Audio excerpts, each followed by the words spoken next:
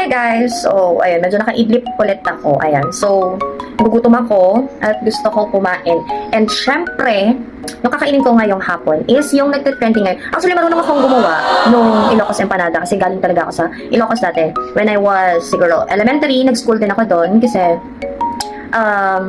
province yun ng dati kong stepmother. Yeah. So, yung mga food talaga sa Ilocos is sobrang favorite ko. Actually, nami-miss ko na nga.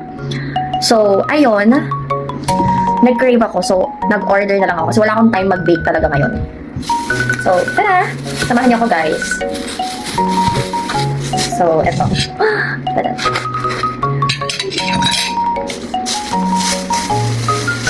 Siyempre, pinaka-nagpapasarap din kasi dun sa Ilocos Empanada is yung eto. Basta parang hindi siya masyado crunchy. Like, ayan. Pero masarap yung suka nila.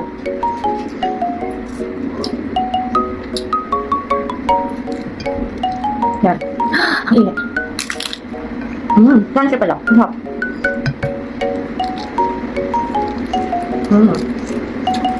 Masarap. A lot of suka. Kasi paulit-ulit siyang dumadaan sa newsfeed ko. Yung ganito. Kaya sabi ko, gusto ko din. Natamad talaga akong mag-bake ngayon kasi pagod. Dahil sa trabaho.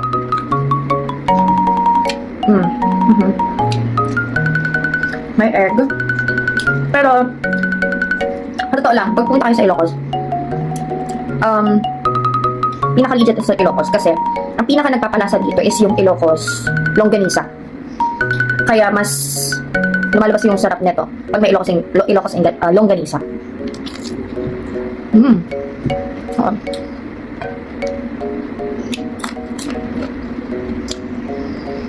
Kain tayo, guys. Nakakamiss. Dala na yung kalesa sa plaza, doon sa Ilocos, sa Bigan. Doon ako dati before. Yeah. Doon ako dati. Ang gulo na. Sorry naman. Doon ako dati. Masaya doon.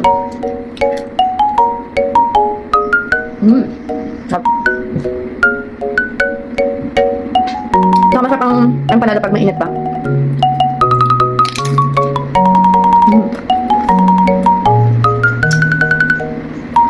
Satisfied din naman ako sa cravings ko. So.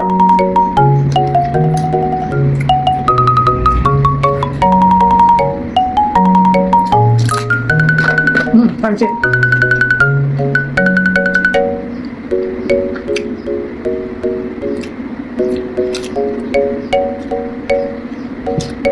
Suka.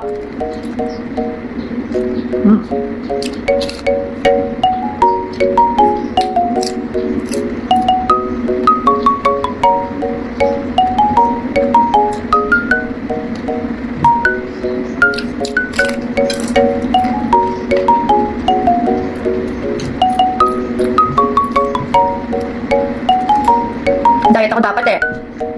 Napawad ko siyang nakikita ko sa ano eh. Tuloy, sila yung diet ko. Ito siya.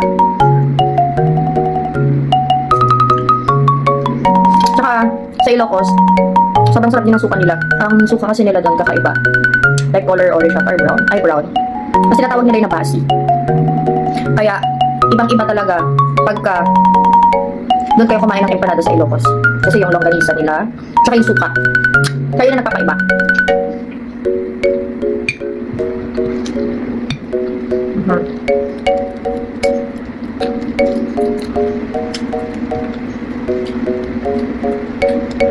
Sarap. Masarap. Masarap pa naman. Iba nga lang talaga pag buka kumain sa Ilocos. Iba yung pinaka-legit na lasa dahil sa suka at saka sa longganisa. Yun yung pinaka nagpapaiba. Kaya mas angat yung lasa doon.